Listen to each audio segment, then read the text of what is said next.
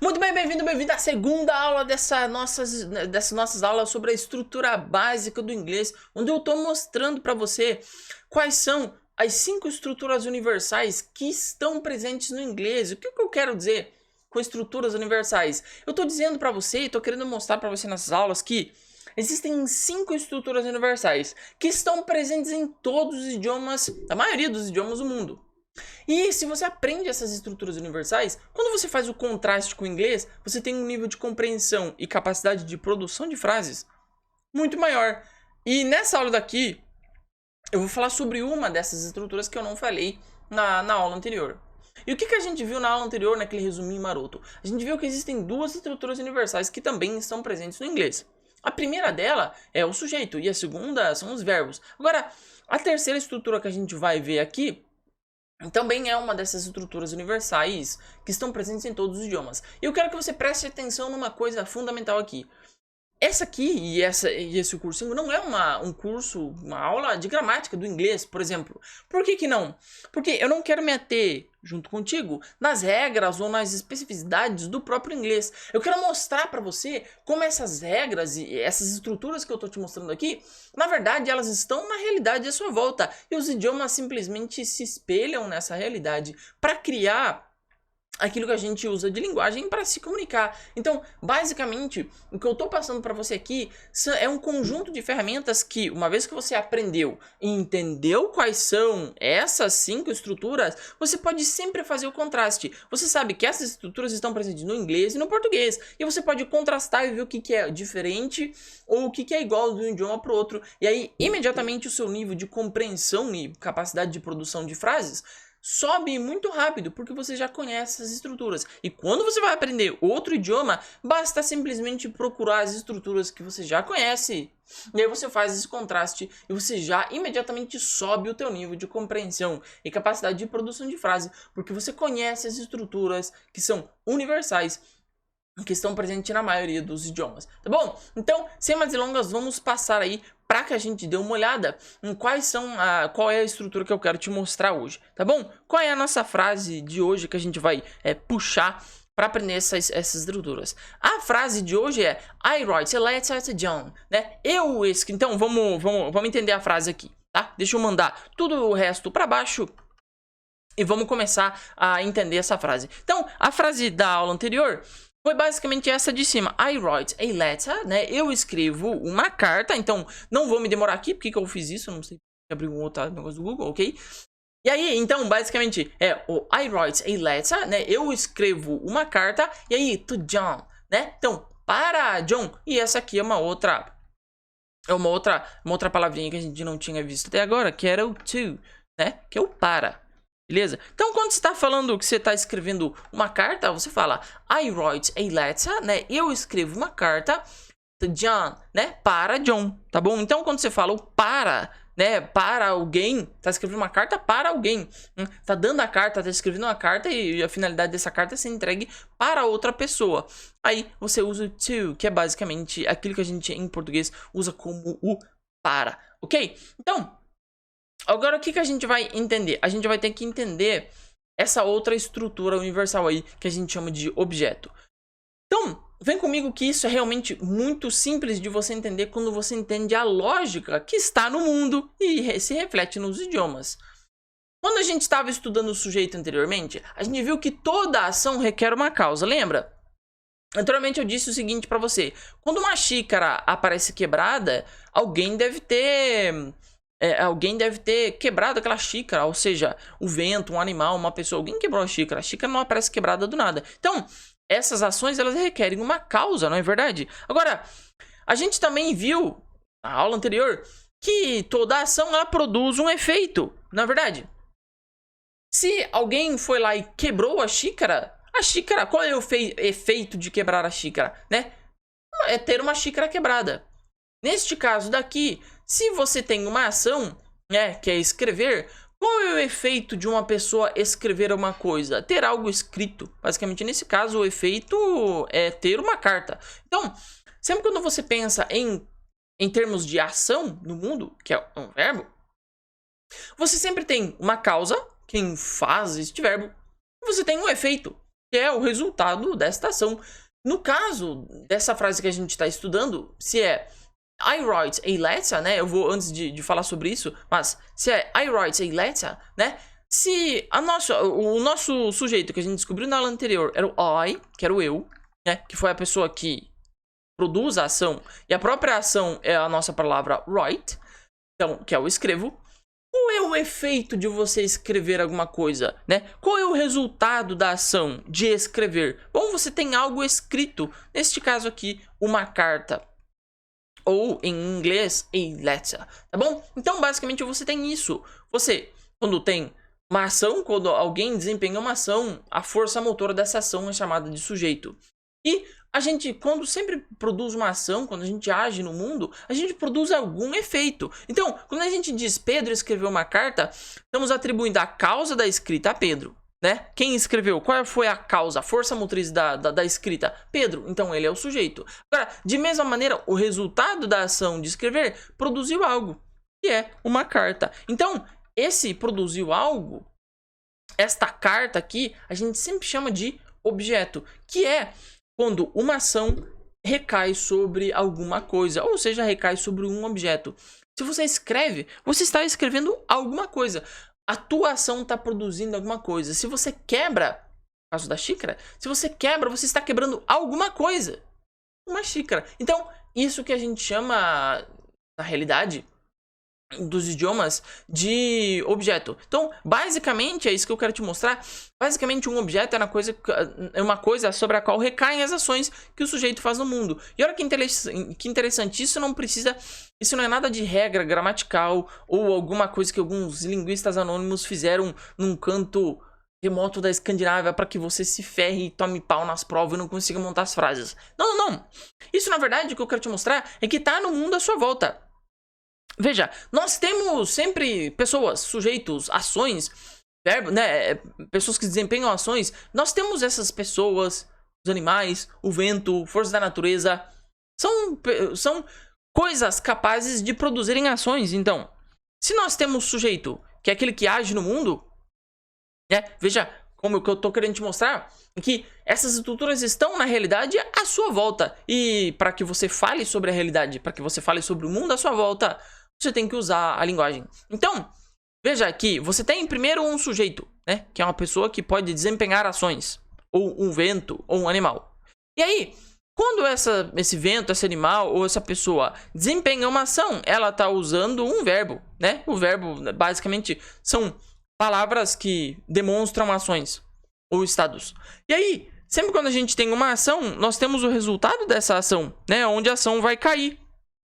E onde a ação vai cair é aquilo que a gente chama em idiomas de objeto. E no caso do inglês a gente chama disso de object, né? Então a gente tem o subject, que é o sujeito, que digamos assim, que é daquela nossa frase que a gente está estudando, I write a letter, né? Eu escrevo uma carta, o eu, o I.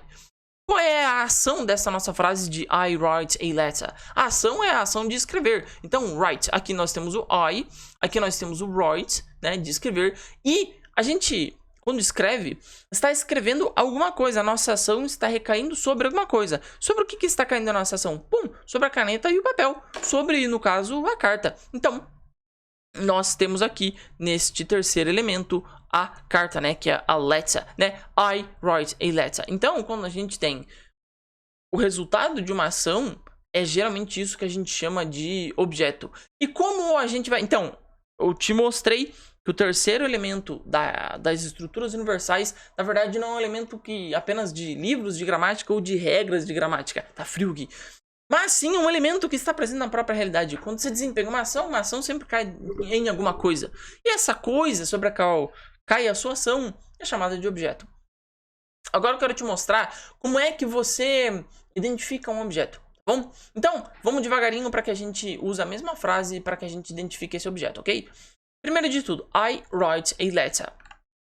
Tá? Então, como é que a gente vai fazer para identificar o objeto? A gente vai usar a pergunta usando o sujeito mais o verbo. Então, para que a gente faça uma pergunta ao sujeito mais ao verbo, vou até colocar aqui, sujeito mais verbo, a gente primeiro precisa identificar quem que é esse e depois esse. A gente já viu nas aulas anteriores, mas eu vou fazer de novo. I write a letter. Primeiro vamos identificar qual é o sujeito. Então você vai se perguntar, who wrote, né? Quem escreveu? Bom, I, nesse caso aqui, I é o sujeito, tá bom? Mesma coisa aqui no português. Quem escreveu a carta? Eu. Então, eu aqui, no caso, o sujeito. Agora, se eu já tenho o sujeito, eu quero somente descobrir o verbo. Então, qual dessas palavras aqui indica uma ação, né? I, nós sabemos que é o sujeito, então não pode ser I. A não indica ação. Let's também não indica uma ação. Então, só pode ser write. Então, I write. Aí, o que nós vamos fazer? Nós vamos fazer uma pergunta ao sujeito, que a gente já descobriu, mais o verbo. Então, what do I write? Né? O que eu escrevo? Ou, em português, exatamente da mesma forma. O que eu escrevo? What do I write? Né? O que eu escrevo? A letter, né? Então, se eu escrevo alguma coisa. A letter, né? I write a letter. Eu escrevo uma carta. Sempre assim. Quando o sujeito, que é o I, desempenha uma ação, que é o write, essa ação sempre vai cair em algum lugar da realidade, do mundo à sua volta. Você sempre vai desempenhar ações que vão cair em algum lugar, e esse lugar que a gente chama de objeto, a letter, tá bom? Da mesma forma no português, né? Veja que são estruturas universais, estão presentes em todos os idiomas. Se você é o sujeito e você escreve sempre alguma coisa, e essa coisa, ela é aquilo que a gente chama de objeto. Então, isso aqui é o objeto, basicamente é uma outra estrutura que está presente na realidade. Então, pra gente fazer aquele resumo maroto, antes de eu passar pra segunda frasezinha, é o seguinte: anote aí quais são as 3 estruturas universais que estão presentes em todos os idiomas. Primeiro, sujeito, quem desempenha as ações no mundo. Segundo, o verbo. Na verdade, são as ações que a gente desempenha no mundo, ou até mesmo nossos estados. Terceiro, quando a gente tem uma ação e a gente desempenha uma ação no mundo, a gente tem sobre onde desempenhar essa ação. Se eu coloco uma xícara na mesa, a ação de colocar está colocando alguma coisa em cima da mesa. Então, essa alguma coisa é o nosso objeto. Se eu digo pra você assim, eu escrevo. Você fala assim, sim, tudo bem, tu escreve, mas tu escreve o quê? A ação de escrever está recaindo em cima de um papel, de uma caneta, que é aquilo que a gente vai chamar de carta ali naquela frase. Eu escrevo uma carta. I write a letter. Então, basicamente, sobre onde recai a ação do verbo é aquilo que a gente chama de objeto. Agora, e essa é a terceira estrutura da realidade. Primeiro, no caso, terceira estrutura da realidade, a sua volta, e a terceira estrutura universal de todos os idiomas. Porque os idiomas mapeiam o que está na sua realidade, a sua volta, e transformam isso em linguagem. Por isso que essa não é uma aula de gramática, mas uma aula para você entender que, na verdade, essas estruturas são universais, porque não tem como fugir do mundo. Não tem como fugir da realidade. Então, onde tem mundo, onde tem realidade, e tem pessoas se comunicando com os idiomas, terão essas estruturas, porque elas fazem parte da realidade. Há sujeitos que agem no mundo, há ações no mundo, e há sobre onde recaem as suas ações. Sujeito, verbo, objeto, né? Não tem como ser mais simples que isso. Tá à sua volta. Agora, eu quero mostrar pra você, nessa segunda frase, algo bem interessante. Então, preste atenção nessa frase aqui que a gente vai entender ela agora. The bird flies, né? The bird flies. O que significa o the bird flies aqui? Basicamente, o que eu quero dizer com the bird, né? The bird flies. The bird flies. O que significa the bird? O pássaro, tá bom? The bird, o pássaro. Isso aqui que significa o pássaro. Aqui. The bird. Ok? Opa, vou botar isso. Aqui. E the bird. O pássaro. Flies. Voa. Quando eu falo pra você o seguinte, the bird flies. O pássaro voa. Você imediatamente vai olhar pra mim e falar, ok, o pássaro voa. Você não vai precisar de nenhum outro complemento, que eu te fale. Você basicamente não vai precisar que eu te fale mais nada, não é verdade? Você vai, poxa, ok, se o pássaro voa, ele voa e é nóis, estamos juntos e não precisa complicar essa parada aí, né? The bird flies. Agora, se eu falo pra você assim, eu escrevo. Aí você vai olhar pra mim. Tá bom. Tu escreve. Mas tu escreve o quê? Ou se eu olho pra você e falo assim, eu dei. Você, ok? Tu deu alguma coisa pra alguém? O que você deu, né? O que você entregou pra outra? Ou você fala, eu entreguei. Tá bom, eu entreguei, mas entregou o quê? Né? Você tem que saber o que a pessoa escreveu, deu ou entregou, né? Por quê? Porque esses verbos aí, que eu acabei de te falar, que é dar, entregar, escrever, ele não tem sentido completo nele mesmo, tá? Tu tá entendendo? Ele não tem um sentido completo para que o teu cérebro fique descansado, né? E não procure um complemento. Diferente desse outro verbo aqui do flies, né? Então, se nós temos the bird flies, que basicamente significa o pássaro voa. Se a gente faz uma pergunta ao nosso verbo, que é o flies, que é o voar, né? O flies, né? Quem voa, né? Quem voa? Bom, o pássaro, the bird, né? The bird. Isso aqui é o sujeito inteiro, né? The bird. O pássaro voa. O teu cérebro não precisa de mais um complemento. Ele entende, ok, o pássaro voa e é nóis. Então, existem, numa das estruturas universais que eu tava te falando, é o verbo, existem dois tipos de verbo. É sobre isso que eu quero falar com você agora. A gente vai um passinho de cada vez, vai complexificar um pouco mais o que significa o verbo. Na verdade, complexificar não, facilitar um pouco mais o verbo. Você entenda que os verbos, eles são compostos de algumas variações. Então, existem dois tipos de verbos, tá bom? Dois tipos de verbos. Verbo que não produz nenhum efeito, que é, neste caso, do pássaro. Eu tava falando pra você que existem alguns tipos de verbos que precisam, que produzem um efeito e esse efeito recai sobre alguma coisa. Que é no caso de eu escrevo I write. I write a letter. Eu escrevo uma carta. A ação de escrever está recaindo sobre algum lugar. Agora, existem verbos que não produzem nenhum efeito, que é nesse caso aqui.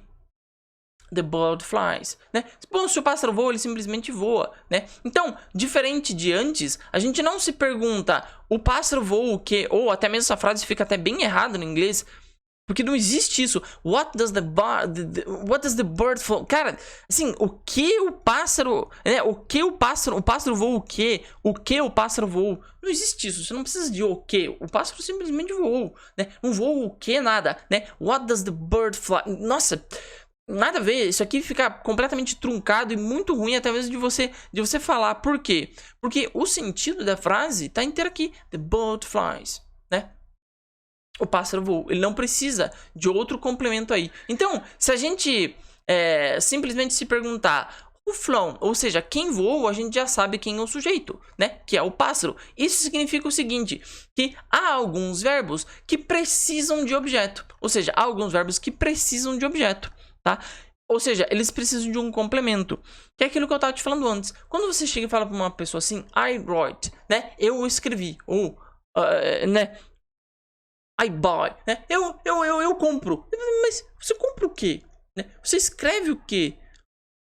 Eu dei o quê? Eu entreguei o quê? Então, quando você está fazendo está usando esse tipo de verbo que necessita naturalmente de um complemento, a gente precisa de um objeto, que basicamente um objeto é um complemento. Essas duas palavras são basicamente a mesma coisa, tá? Você precisa de um objeto. Por quê? Eu acabei de te falar antes. A gente estava estudando o que significava objeto.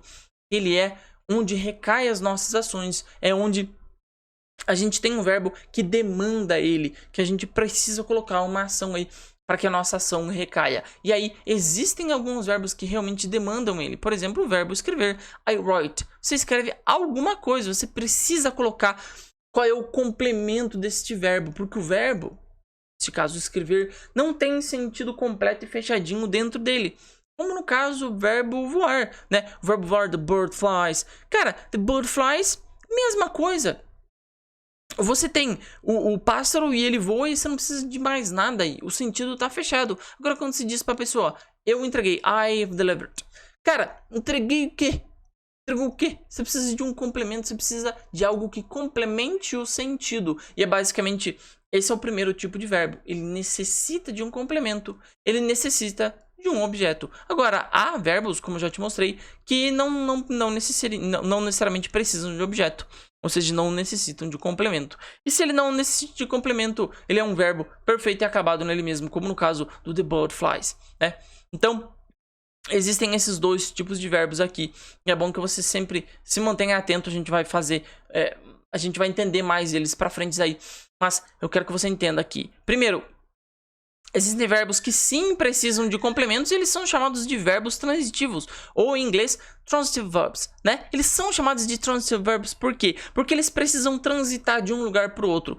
Você fala ele e precisa complementar ele com um objeto, com alguma coisa que recai a ação daquele verbo, né? Por isso ele transita dele mesmo para alguma outra palavra que a gente chama de complemento, né? Que a gente chama de objeto ou object, né? No inglês. Por quê? Porque ele necessita transitar para um object para que ele se complemente em sentido, porque fechado ele não tem um sentido completo, como no caso de eu entreguei. Você precisa dizer o que você entregou, né?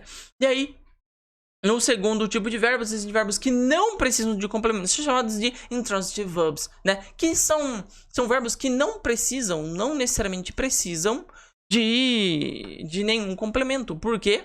Porque eles são completos, perfeitos e acabados neles mesmos. Como no caso do the bird flies. Se o pássaro voou, você simplesmente entendeu que ele voou e não precisa de mais nada para complementar o sentido, tá bom? E aí, antes de eu te passar essas tarefinhas novas aqui que você pode fazer, eu quero fazer um resuminho do que a gente viu nessa e nas outras aulas, só para que fique bem estruturado, bem fechado. 1. Existem 5 estruturas universais que estão presentes em todos os idiomas. 2. Essas estruturas universais só existem porque elas estão presentes na realidade. 3. Os idiomas somente buscam mapear a realidade e transformar ela em um diálogo para que você possa conversar com as outras pessoas. 4. Quando você aprende essas estruturas universais, você pode contrastar ela com os próximos idiomas que você vai aprender, porque de fato elas estão presentes em todos os idiomas, porque não tem como fugir da própria realidade.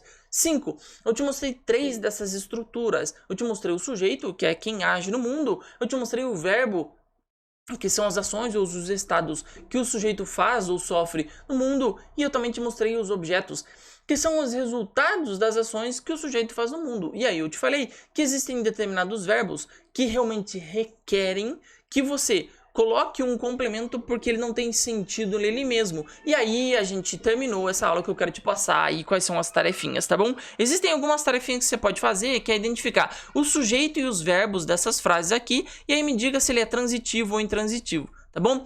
Você identifica eles aqui, identifique os verbos e os sujeitos aqui e tente dizer se ele é transitivo ou intransitivo, tá bom? Eu sou o Eli, fico por aqui, a gente se vê na próxima aula, valeu?